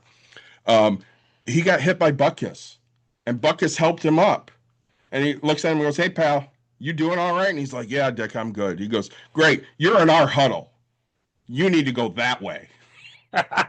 He goes, he hit me so fucking hard. I didn't know where the fuck I was. Yeah, that's how it was played back then. You can't do that anymore. They don't let you do that. And for right or wrong, for right. Because a lot of head injuries.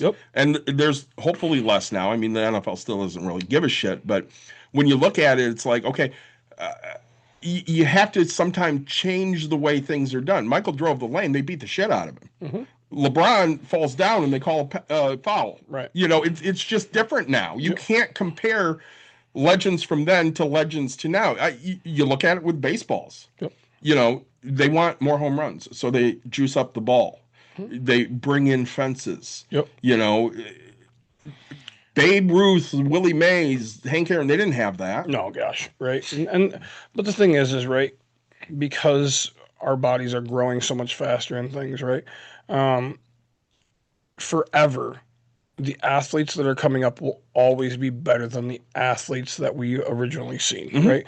Records will always be broken, and that's the whole point. It's supposed to happen. It's the physicality that they have now. Right. And you learn how to do a workout better, or you train better, or you don't get me wrong. Okay. You look at, and you don't follow like World's Strongest Man or anything. Mm-hmm. You look at Arnold. Mm-hmm. Arnold was huge. Yeah.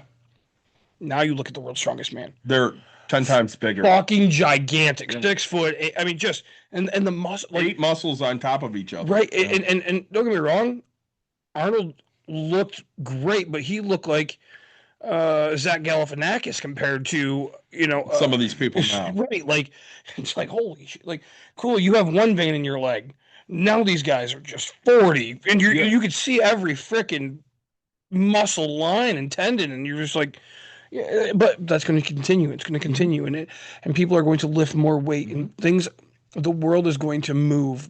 Because people are always going to be better. You could take some of those athletes and put them in today's game, and they would absolutely dominate. Yep. Some of them you could. Football is the one I don't think you could, because you couldn't take a Dick Butkus and have him play today. He'd be kicked out of the league immediately. Oh, yeah, but even a Walter Payton as well, because Walter was famous for throwing that forearm into an opponent's face mask. Yeah, 220-pound opponent, right? Yeah. Now you have a 330-pound. Yeah. Right? Like, you know what I'm saying? Like it is way different. It is, and. Basketball, you can probably get away with some of that because they've really toned down the defensive rules. Sure. Baseball, you can get away with that because, again, baseball's transferable. If you have a good glove, if you can run fast and you're smart, I mean, you can make a career. And say we talked about this, but like, name a better player than Shohei Ohtani in history. Can't. It just he can do everything. He can do everything. The greatest athlete, right? But anyway, so all right, tangent back over to landlord and things like that. Look, I'm not saying I physically bust my ass like a plumber or anything like that, right? I'm not telling you that this is the most physically active job I've ever had. Now it can be. When I first started, my first 5 years of growth in business. All right, I think in the first 5 years, I probably hired a roof, but I'm a large guy. I don't want to do a roof. But literally, I mean, I was mowing all my lawns. I was doing all of my own repairs. I was doing all my own rehabs. I was doing all my own stuff. I never had anybody else do things unless I had to have a permit, right? So like if I had to have a permit, sure, then I have to have somebody. But I mean, I was doing all of it. I managed my own properties, do my own stuff. When I tell you 90 to 100 hours a week, I mean, that's what I was working, right? Whether it's trying to find the next property, whether it's trying to just physically, you can, and it's funny because some people just think that it's a landlord that has a property manager, that the landlord's just sitting at home doing that, and that's his way of investing. There are those people. Yeah. But that's not you. No, I still manage my own properties, but don't get me wrong. Like now I hire plumbers to do some things for me. You're a great plumber. Yeah, I hire. Who's my plumber? My plumber. Right. Right. Like, but I hire people that are better at doing better at doing the job. Don't get me wrong. I wouldn't say I could replace a toilet valve. It's not a big deal. But you can go snake a drain. Yeah, I still have the knowledge. And I'm not saying our plumber is any better than what I am at doing that. But you want to ask me? He's better at changing faucets out than me. Mm-hmm. He's better at, he's better at knowing what parts to grab to go get them replaced because, my ass makes 3 runs to Home Depot. Mm-hmm. His ass makes 1 run to Home Depot. Well, he did our dishwasher install. Yeah. We had to get a new dishwasher. Yeah. You're like, hey, call Keith. Yep. And he came over. Now, it took him 2 days to do it. Yeah. Because when he was doing it the first day, one of her cats passed away. Oh. And he didn't want to be there. Yeah. And you can't blame him because literally I called Dawn on the phone and I'm sobbing because they called me 20 minutes after I left the hospital going, we're sorry, she passed. Yeah. So, I mean, I was inconsolable and Keith's like, you know what? I'd rather do this another day. You guys need to just be together. Yeah. Yeah. But, look, I know landlords that bust their ass 24/7. Right, we had Brooke on. Yeah, she's still working in her business, right? Mm-hmm. I mean, I don't know. It's like saying, not every landlord is having it the easy way. Yes, at some point you're supposed to, right? I mean, you don't build a, the owner of McDonald's. Do you see him? There's probably one that is cooking fries or whatever, right? But you don't see these people actively working, and they're doing the smart parts, right? Yeah. Because tell you what, this is what made it happen for me. I'd buy a house, we would do the rehab, and then we'd have nothing else to work on. And it's not like my guys are going out to buy me more places or finding more deals or doing things. So I had to take myself and say, hey, I have to go put my effort over into this to maintain these guys having things to do, right? And so it just, I don't know, the amount of people that think that you just sit on your ass and get paid, you're just wrong. Even the ones that have property managers, you still get the phone calls, right? Well, hey, your tenant wants this. Hey, your tenant wants that. I like to bounce business ideas off of you because I'm starting a new business. You think like a business person. Yeah. What are we going into? Uncle Nick's daycare. Oh, nice. It's a summer daycare. Okay. It's going to be like summer school. Are you going to watch your new niece? My new niece. Yeah, because Chloe's your sister. Oh, that's right. She's having a girl. No, it's only going to be for like you have to be able to wipe your own butt. She's not here yet, so yes, but so yeah, we're gonna go to the museum. We're gonna go. I'm gonna teach you how to build like a birdhouse or some type of a thing out of wood. I'm gonna teach you how to measure. I'm gonna teach you. You're gonna do fun shit. Yeah, we're gonna do epoxy, right? We're gonna do. You can make your own T-shirt with Uncle Nick. We're gonna go to the Children's Museum. I want you to learn hands-on. I want to go to the museum, and you have to, hey, we have to spy, and these are the things, and you have to read, and you have to do. I want to. This sounds like a fun thing for me, right? And yeah, there's gonna be gym class, right? We're gonna play dodgeball or basketball, and so yeah, I figure it out. It's a thing that even if it's just a week summer camp that I want to start out with, like, hey, come to Uncle Nick's summer camp. Here's what we're gonna do. I'm gonna get Jeff has a CDL, so maybe he'll drive for us or something. So, as I was going to say, because we went on another tangent time, and I guess this is as well. I like to bounce ideas off of you business wise. Yeah. And you and I talked, especially a couple 3 years ago about Dawn does too much of the things in break room that anybody else can do, like cleaning rooms. And so this past week was our biggest week ever. One of the things you and I have been trying to work on her is expanding hours. Yep. If we can, be open a little longer, we can get some more appointments in, make more money, stuff like that. So we've increased an hour on Friday, an hour and a half on Saturday, and an hour on Sunday. So we're open earlier. So this was the first weekend we ever went over 100 appointments in a weekend. The most we've ever had is 96. Congrats. We did 118. Yeah. And of course, obviously brought in more money because of it. And, Dawn worked all 4 days, every hour we were open. Yeah. I worked a little bit on Thursday, a little bit on Friday. I think I was here for the majority of Friday. I was here for all of Saturday. I put in an 11-hour day on Saturday. Yep. And I was here for about 3 hours on Sunday, because after 3 hours, I was just like, you know what? I'm gassed. I need to go. I can't be around people anymore. I'm just done. Yep. And we had a couple of employees that were really sad that we were so busy because, oh my God, it just makes for such a hard and long day. Right. This keeps you employed. This is what we need to have. And you and I, for years, were working on Dawn going, you can't sit there and clean fucking rooms. Now, did she clean rooms this weekend? Yeah, she cleaned 2 or 3. Sure. She's like, hey, Nick's back there alone cleaning a room. I'm going to go back and help him. I'm like, cool. Nick likes cleaning on his own. He'd rather just clean on his own. Sure. And, he's the one that comes in early on a Saturday. So he'll come in at 11:30 to do all of the early stuff, and she doesn't have anybody else till 1:30. Right. So he'll clean rooms on his own. He likes it. Fine, whatever. And she'd be like, hey, I'm going to go give him a hand because we're busy. Cool. Yep. Awesome.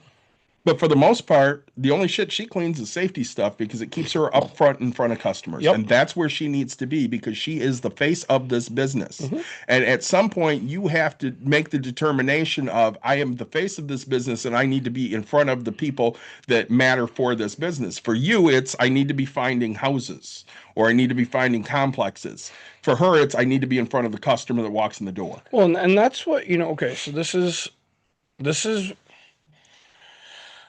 I hope that she's right. I hope everything works out. But you guys you guys know, like, you now have competition coming. Competition's coming. It's official. Yep. They are going to open sometime in May. Right. And so Dawn's post was, I have to set myself apart. Yeah. And it's like, yep, you're on the right track. You're absolutely right. And I have to show why we are the premier, why we are better, why. And that's what you need to focus. Like, again, your time needs to be spent. Like, it's going to be hard because she's been doing it, but never with competition, right? Right. But now it's going to be, hey, this has to be my focus. And so it's going to be harder for her to shift, where if she would have shifted that to her number one focus, like, right, it's always hard to learn that new thing, like times 3, right? So there's nothing wrong with it, right? But there's going to be a learning curve. She's going to, and this other one is a franchise. Yeah. You're not going to see the owner. My assumption, right? I mean, you'll see him on. You'll see him. I don't know what days they're going to be open, but you're going to see him on Tuesdays, Wednesdays. They're planning on being open every day except for Monday. Okay, so Tuesday from noon to like 8 or something. Yeah, so you're going to see him Tuesdays, Wednesdays, and Thursdays, right? They're slow days because when we talk to Gavin, you hire people for your busy times because that's when you're making money, and you're there for the slow times when you won't make the price that you would pay the employee, and so that's where it is. Like, you're going to have to do that. And, I think it's going to be good. Competition's always a good thing. And, they're not open, but you guys just hit your biggest numbers, right? So, I mean, you're seeing growth. You're seeing the right things. If we stay on track yearly, what we did last year, we'll be fine. Yeah. And we just need to keep doing that every year, and we'll be fine. Yep. Now, are we going to lose some people to that place? Sure. We had plenty of people call on Saturday and go, what do you have available today? And we're like, we're sold out. We've been sold out since yesterday. I got nothing for you. Yeah. At that point, they're going to go to the other place. Of course. Okay.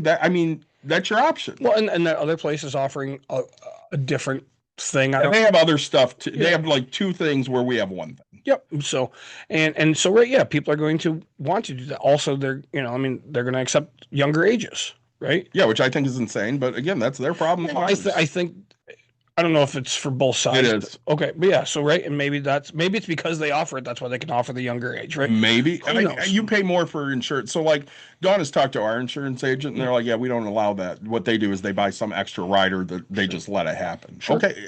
If that's how you want to run your business, by all means, run your business however you want. I don't give a shit. Right. And so they, it is a franchise, so they have the rules. They've done this. They have a proven concept, or hopefully that's going to say this, right? So now it's, how can we take ours and make it the better type? Well, and we're able to do things that you can't do in a franchise. Yep. So, I mean, they're probably not going to have a feelings board like what we have, and that excites our customers. Right. When Christy's done a lot of research, so it looks like most of the stuff they go to like Dollar Tree and buy up plates and cups and shit. We have a lot of variety in glass because we work with so many places. Right. It doesn't look like they ever have bottles. Okay, well, if you're not going to have bottles, I mean, that's an entire package of ours is bottles, and that's the cheap package. Yep. And again, when people call here, they'll go, hey, I want to book an appointment. All right, what session do you want? Well, we don't really know. I always steer them. Dawn always steers them towards the cheapest package. Yeah. Listen, this is the bottles package. This is what we'll give you. If you really want variety, go with the mixed glass. That's the second cheapest package. And if you really feel like you need an electronic, just add one off the floor. Yep. But don't buy an electronic package because you don't know if that's anything you'll actually like. Because again, they think it's going to be like TV. They see, somebody hit a TV and it explodes. Shatters. Yeah.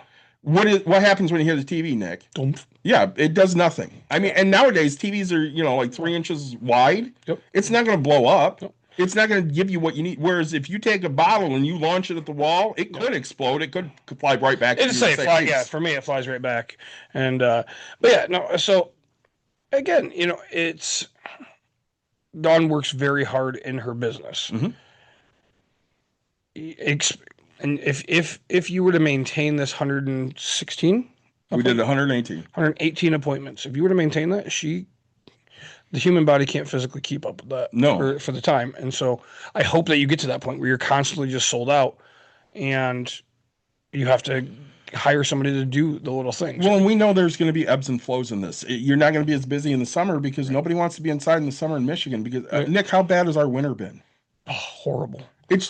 Horrible. Just going outside hurts because it's always like 8 degrees. Yeah, I mean, we got down to what, -23, I think. Yeah, like it was. It was such a hard and long winter. People are like, well, maybe the reason you guys were so busy, even though it was we're always busy on Valentine's Day weekend, is because it was the first decent weekend we had, and people are like, fuck it, I got to go out and do something. Yeah. And again, you don't necessarily want to be outside when it's 40 degrees. This is bowling weather right now. Right. Yeah. You want to do an activity that, you can leave the house to go do because it's not shitty out and you don't have to worry about the roads. Yep. Would we have sold? Yeah, we probably would have still sold out because it's Valentine's weekend and we had a lot of dates. Yeah. But it helped that it was weather was decent enough weather that we didn't have people calling and going, I can't Cancel. get there. Yeah, cancel. Because we've had that all winter long, whereas they have to cancel because they can't make it. Yep. And again, I always go back to Ron Swanson. Why half-ass two things when you can whole-ass one? It's one, baby. So the place that's opening, they're going to offer 2 or 3 different things. Yep. We offer one thing. We are great at it. Yeah. And that's what we market to. And are there people that don't like us? Sure. Do conservative MAGAs hate us? Yeah, they don't like us. I don't give a fuck. Well, that's just it, right? Like, I mean, you knew going in what you took the thing is, but I think, I really think Dawn should listen to the book. Start with why, right? Mm-hmm. Especially right now, because her why of the stance that you guys are taking, she's taking. I think it's really going to help refocus this business to say why you were. Dawn has always said, right? We are an entertainment, but we are a healing, right? Or whatever, We're here for your mental health. right? Where that place is entertainment, right? You are there to be entertained. Here you get to come and have a whole different experience, right? It's not just, hey, your cattle, go through, right? And sure, some of your reviews would say that you treat people a little like cattle, right? And so it makes it hard, but that's something, again, you have to work on that, right? You have to, and so I think that's why it would help her focus. Hey, well, and I want, you talked about it. She has to be up front to be the person. So she needs to work on what her why needs to be. Why am I doing this? Why am I here? And that needs to come across to these people that say, hey, why are you showing up to my place? Well, and we had some people specifically. We had this one couple that came in, and she told me at the end, she goes, listen, I came in because I saw the post about ice. Yeah. And that's why I decided to come in, because if they're that loud about it, I want to go support a business like that. Yeah. We had some. You have people that won't support because of that. Yeah, and that's fine. That's not our demographic. Those aren't the people. We don't need everybody to come here. We need the right people to come here. That's what you're looking for. You're looking for your customers. Yep. Not everybody is going to buy Kitty Wampus soda and love it. Right. Dawn's tried a couple. She's like, I don't really like it. It's not my thing. Sure. Okay, that's fine. It's not everybody's thing. I really happen to enjoy it. And that's where, like the back to the landlord thing, right? Yeah. The guy that's like, oh, if you say this, you're just instantly whatever. Because you and I will fully agree there's 0 people in this world that cannot like the cinnamon apple Kitty Wampus soda. Yeah, absolutely. You're just clinically insane. But I think it's great. There's going to be people who are like, I don't like pumpkin pie. Yeah. Or apple pie, or I don't like apple pie. Yeah. I don't like apple pie, and I still love it. But look, if you tell me, hey, you know what, I tried it, it's not for me. Hey, I'm glad you tried it, right? Like, I hope that you find something that you enjoy, and I hope that you share that experience with us, right? We have people that come in here and point blank go, I don't want to do this. So you should sell Kitty Wampus soda here. We should. Yeah. And Dawn will always say, well, just give it a try. Yeah. If you don't like it and it's not for you, that's cool. Yep. But just give it a try. And probably 75% of the people that this isn't for them find out that it really is for them. Yeah. Now, it's fun. I've done this a few times. Is this the highlight of my life? No. Right? It is a fun activity for me to do. I've never tried it in an emotional state to make it that like epiphany that I need, right? Mm-hmm. This is a great experience. It's fun. It's fun for you. Axe throwing. The first time I did it was awesome. And then I realized how good I was very quickly. Mm-hmm. And I was like, yeah, I'd rather play darts. Right. Like, but this doesn't give me the rush that bowling used to, right? There's something for everybody. Mm-hmm. Will I still come here and still do this? Yeah, it's a great date night. If people want to come, you're not going to go, no, I'm not doing that. Right. I say I still show up with a group of guys. Yeah. I say we lost. Did I tell you we lost our gift card? Really? Yeah. None of the 3 coaches have any idea which one of the 3 of us own it. We have them. Oh, do you? You say because they're all in email. So if we can figure out who bought them, which you probably can, I do know. Yeah, we can look them up. Okay, perfect. Yeah, so because I want to bring my coaches. Yeah, we can definitely look that up for you. But I'm sitting here just going, huh. All right, this is because we tell everybody when they come in and buy a gift card, you're going to get an email. Yeah. So if they ever lose it, yeah, and as long as we know who bought it for you, which I'm sure you do, yeah, we can look it up and see what the numbers are. Yeah, I'll have to figure out. So yeah, that's not an issue whatsoever. Yeah, and and I told them, I was like, oh, we'll figure it out. I was like, worst case scenario, I'll pay for it. I don't, but no. So it's just, and people, it's funny because the amount of people, like, the amount of people that think that Dawn just doesn't do anything. Right. She just works a couple days a week. She works 4 days a week. Yeah. You're missing the backside. I will tell you that okay, if you're a non-landlord or don't know anybody that is a landlord, besides your landlord, right? Mm-hmm. If you don't know a person that's in the business, you are going to assume that they literally do nothing. You don't get to hear this day to day, right? Of mowing lawns and doing, like, again, the phone calls and yielding things and going to show the property. And how hard is that? And I'm an emotional being, right? The hardest thing is deciding which person. Granted, the government has said it, first qualified candidate gets it, but hey, I'm offering this, but this person needs it as well. Like, it's that type of stuff, man. Like, just to try to figure out. Stop eating so much. Oh my God. Fuck off, Andrew. Say, hey, remember the first part of this episode when we talked about that? That's very much constructive criticism, Andrew. Thank you so much. I'm sorry that every time we bang your mom, she makes us a sandwich, but the only reason we bang her, it's mom. Say, Andrew's a tool. That's the shit that annoys me. But back to other things. So, like, one of I'm so glad I caught that. Yeah, seriously. So, like, one of the staff members was, upset that we were so busy on Sunday because they put in such a hard day on Saturday. And the first words out of Dawn's mouth, do you know what time I was up working this morning? Well, no, what time? And Dawn goes, I was at storage before 8 a.m. Yeah. She goes, I'll be here till 5. Yeah, but I don't want to hear about how tired you are because, again, I'm putting in more hours than you. You work less here. But you can't compare an owner's work ethic to an employee's work ethic. No, but at the same time, just don't sit there and complain about the fact that, we're so busy. Yeah, I mean, you want to complain about it, but don't sit there and write down how you're, so upset that you don't get to sit on your ass for a while. Right. And everybody wants the easy money, right? Mm-hmm. And that's, God, I'll tell you, 90% of the time when I walk in here, I'm like, dude, this looks like the easiest job in the world. Oh, you should have reported it. I mean, I could still report it, but they ain't gonna do shit. Hate crime. You can't compare. Like, I get that it's frustrating, right? But you have to look at it from the other side and say, yeah, no, it's have we trained them to get to the expectation that we want, right? Like, it's hard because you haven't been this busy ever before, but hey. Well, and we have weeks that are busy like this. Yeah. I'm sorry you don't get to sit around more often and do nothing, but that's not the job we're looking for. Right. And you're never going to hear that out of somebody like Nick. Right. Nick would rather be busy from the minute he gets here until the minute he leaves because he wants to be doing something. And that's me, right? Yeah. Because my problem is you talk about it. Sometimes you guys have like a 6 o'clock and then a 7:30 and then a 8 or whatever. Yeah. Those days suck for us. The 6, but once I get on my phone and start scrolling and I have 30 minutes of downtime, do you think I want to get back up and work?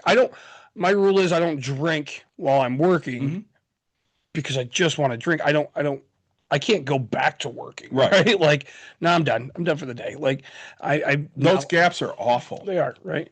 They're good every once in a while, but it makes for rough. I'd rather just stay busy the entire time and go, holy crap, it's time to go home. right? Well, Melissa, who doesn't work a lot, Yeah. who was here for Saturday, and she looked at her watch at one point and she's like, "Oh my God, it's already 4:00. Yeah. I feel like I just got here." Yeah, Yeah. that's what it's supposed to be like. You know, I mean, when I work in the spook house and stuff, right? You're on your feet for the entire like 4 hours, right? You don't get a break or anything like that.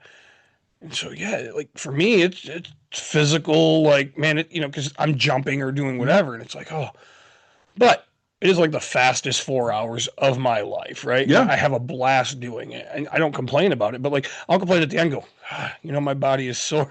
I should probably do something. But like, you know, and then to have to turn around, like, because they do them Saturdays and Sundays or whatever, and it's like to do them, or Fridays and Saturdays, whatever it might be, but like turn around and do it back to back, you're like, oh man, I'm dreading it. But like, then you get into it and you're just like, this is great, right? So for me, I wouldn't want, one person shows up, I take a break, do whatever, and then boo, right? Yeah. Like that would be my scare, because it'd be like, oh no, I want that consistent, right? I want. One of the things Dawn said, she's like, "Listen, when we're busy like this, I don't have to call anybody off. Right. You get to work."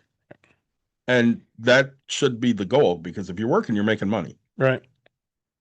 So, yeah, I want to touch one more on please. Andrew's comment real quick. Guys, again, you have the right to tell us things, but understand that we are humans. We know that we've not been perfect. Like, we are not the perfect specimen of life, right? You might think that a skinny six-pack ab, I call it skinny, like a buff six-pack ab, is the way that people are supposed to be. You might think that a dad bod is what it's supposed to be. You know what? There was years of my life. I wasn't this big, but like I was always a large guy. There was years of my life that I was the happiest person I had been. I was, because I'd eat and drink, and that made me the happiest person. I just, you know, I loved who I was. I loved everything.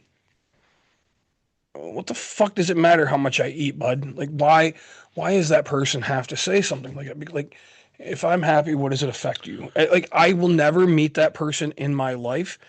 I will never do anything. And if I do, I hope that it's a great experience. But like, understand that everybody has their own thought process of what makes them happy as a person. So I don't think I told you the story, and we'll leave it with this. So Steve last week came to Dawn's party. Andy? Yeah. Yeah. And he said something. He got on Dawn. He's like, "You guys need to plan a trip. You don't have a trip plan. You need to plan a trip. You need to go somewhere." Mm-hmm. And I'd really leave the country. And Dawn goes, "We don't feel like we can do that." And he goes, "What do you mean?" She goes, "Steve, in case you haven't noticed, David's brown." Right. And he goes, "What does that mean?" And Dawn goes, "They might not let him back in the country because of how he looks." And Steve's like, "But he's white." And she goes, "Yeah, but he's also half brown." Right. It never dawned on him, because he's only ever seen me as David. Right. He's never seen me as anything other than that. Right. So he calls her the next day because he was so upset by the comment. And he was crying on the phone with her because why would anybody judge me off of that? But again, we just had an asshole hop on here and go, "You guys are fat." Yeah. People do shitty things. They're just shitty. Mm-hmm. And they're going to say shitty things about us and other people. And I don't judge people on how they look. You know, if you're overweight, if you're too skinny, if, you know, you got a third arm growing out of your ear, whatever the fuck it, I don't judge them on how they look, because they don't have any real control over that. Right. Judge how you treat me and how you treat others. If you are a shitty human being, I judge on that. Yep. You know, if you put people down for no fucking reason, like Andrew here, yep. I judge on that. Andrew's a douchebag. Fuck Yep. Andrew. I'm sure there are perfectly good people that have Andrew's name. Mm-hmm. If I was them, I'd find Andrew and kick his ass. Yeah. Again, you're doing that shit to try and make you feel better about yourself, or try to get a reaction out of us. I'd probably try and get a reaction out of us. Congrats, you did it. Yeah. But at the same time, it doesn't show you as a good person. Do you ever judge somebody because they're poor? No. Do you ever judge somebody because they're rich? No. I mean, you do a little bit with like Bezos. You judge not The because ultra-rich. not because of the money they have, but what they do with their money. What they do with their money. Correct. Restriction from the audience. Really? Yeah, fuck off. Yeah, it's because I said what I said about Andrew. Well, And Andrew can still fuck off. But no, you can be rich and still be a good human being. Yeah. Bezos' ex-wife is a great example. She's giving away billions of dollars. Yep. That's great. It doesn't necessarily, being rich doesn't necessarily mean you're a good or a bad person. Just like being poor doesn't necessarily mean you're a good or a bad person. Being smart, being stupid, being overweight, being underweight. We've never once made fun of our people that have come on here and asked us to help them financially change their life. No, never. Right? What we do is go, hey, all right, what can we do to help? Right? And it's, I never, sure, if you tell me that you didn't pay something so that way you could go to a vacation instead of paying your debt, I'm going to tell you, hey, I don't think that's the smartest idea. Yeah. I think you could relook at it next time and say, hey, I need to make a better decision. There are financial people that will get on here and scream at you. Yeah. That's not our shtick. We don't scream at you. We try to talk to you rationally and say, these are the things I would do. Yeah. And if you choose to do them, we assume that you're going to have a better life for it. Well, we've had plenty of people get on here and not take our advice. Skyler, he did some of the things we told him to do and then still had no money to show at the end of the year because he didn't do enough of the things because, he was running to McDonald's every day. I don't say you can't run to McDonald's. Right. I'm just saying maybe you shouldn't do it every day. But you look at Skyler, and if we were the year different and he had maintained what he did, he wouldn't have that little bit of money to bail his ass out right now. Right. Like he did a little bit. $5 a week just changed this kid's life because now he's not having to be in debt for it. Now, if he chose to do it, right, the $5 a week just changed how, and people don't realize it because once you're in debt and you credit card that debt, and then you credit card, and then the car breaks down 2 weeks later, then you're credit carding more. Nope, this kid now has to do that and now only has one credit card debt if his car breaks down in 2 weeks. Well, and here's my question to you. Do you expect he's going to get it right the first time? God, no. The 5th time? No. The 10th time? No. It takes a lot of time of talking and doing to create that habit of this is what I'm going to do. Yeah. I've said it before, we cleared more money, Dawn and I, last year than we ever have. Yeah. I have no money to show for it. Like, it's all gone. Yeah. And it's not because I took 18 trips. I didn't take 18. I took a couple trips last year, but they were small trips. Right. I went to Boston for 4 or 5 days. Yep. Even the one we did to Vegas, that was mostly paid for the business because it was a business trip. Yeah. So it's not like I just threw money out at things that were wasteful. Well, you spent more money on other things. On shit that I probably shouldn't buy. Right. But at the same time, $50 here shouldn't be a huge spending decision. Right, but it was $50 here, $50 here, $50 here, $50 here.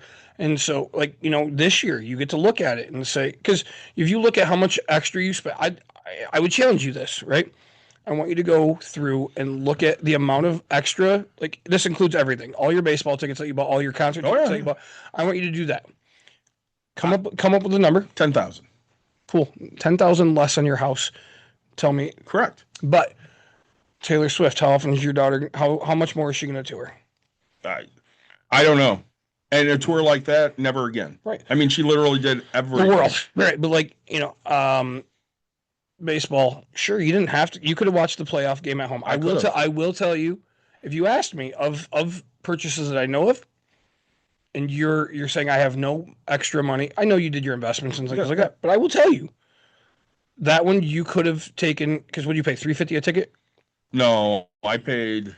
Let's see. When we went to the first playoff game, I think I paid $112-ish, but I bought 3 of them because it was me, Caitlin, and Dawn. Yep. So 320 or 30. Yeah. And the next one I probably spent about the same, and I bought 2 tickets, and I ended up taking my mother. So we're $600 in. Close to $680, I would say. Yeah, not including parking, which was $100 each dime. Oh, really? I think the first time it was $120. I think the next time I spent $90. $800. So $890. Food. Oh yeah. Your gas to get there. You're at $1,000. Yeah, easy. For 2 playoff games.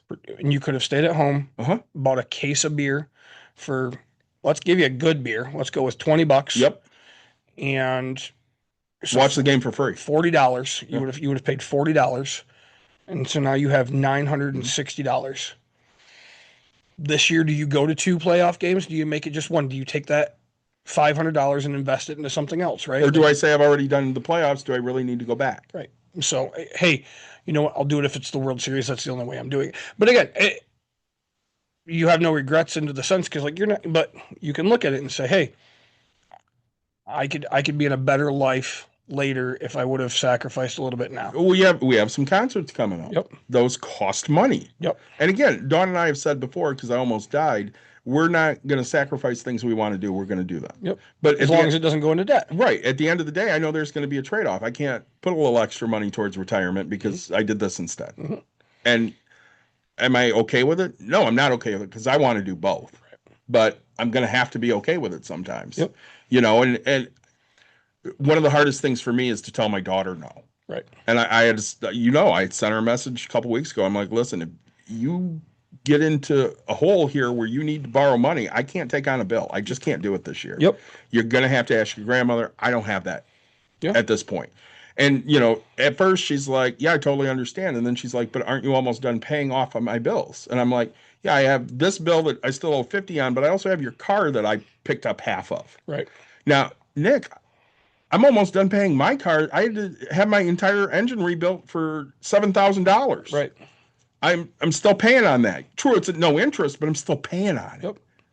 Yep. And so you look at that, right? And it's just making the $10 a month savings because how long have you had that car?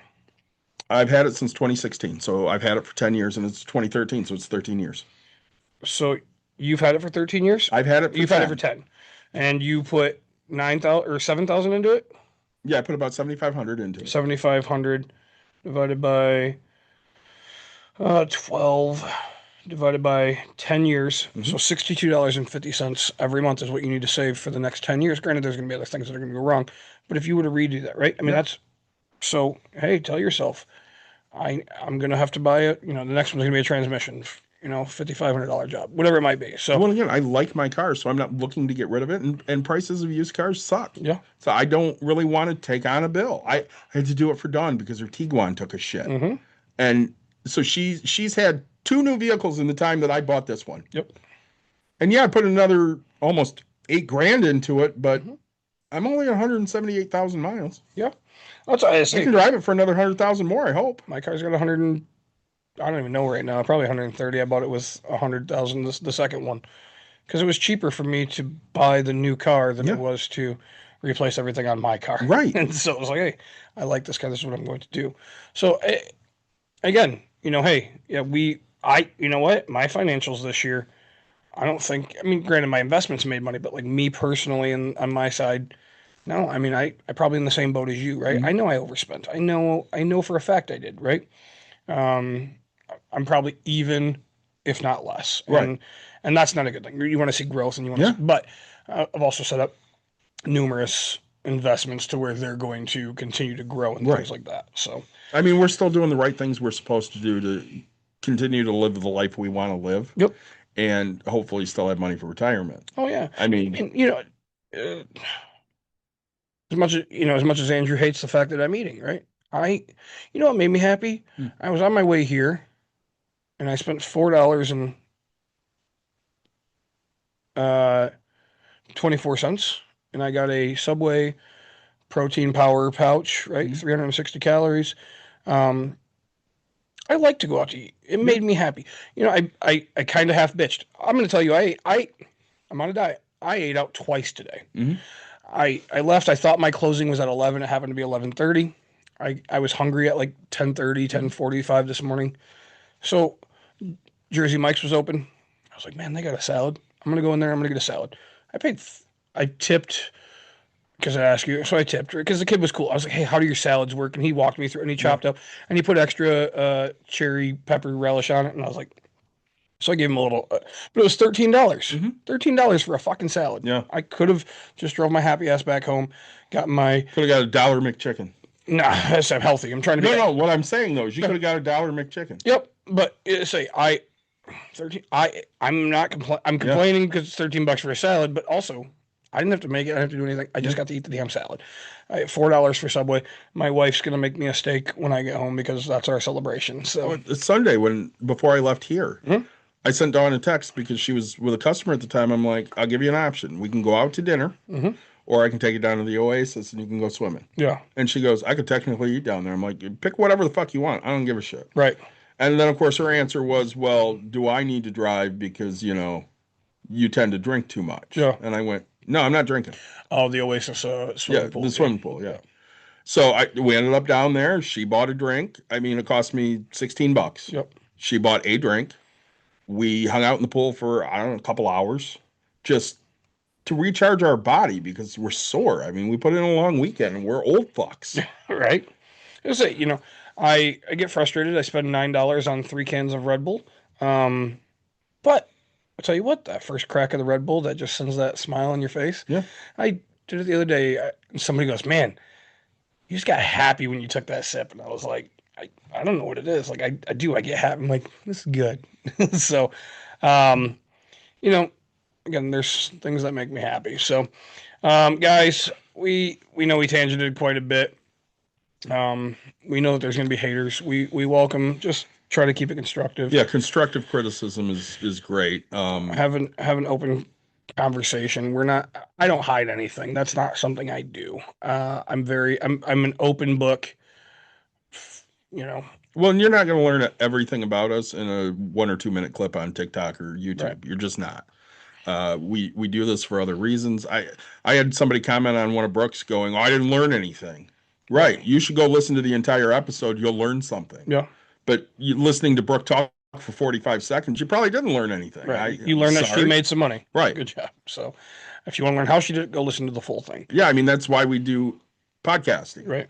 We cut up this shit so that, hopefully we can get you interested in listening to the full shit that we say. Yeah, we'll give you tidbits of information that you can learn, and now you have to go learn it. Yeah. So, as always, like, subscribe, share, tell your friends, tell your family. We appreciate you guys listening, joining.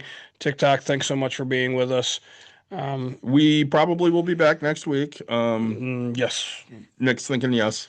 We will get a baseball episode scheduled for the first Saturday. We're free in March, most likely. I got to reach out to the Twins, see what they're doing, and reach out to Mike. I do have some fun baseball-related stuff we can do. I did not get to book a guest, but hopefully within the next year we'll have a guest on.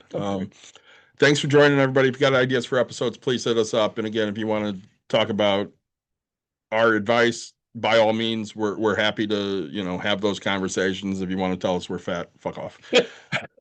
We'll see you guys later.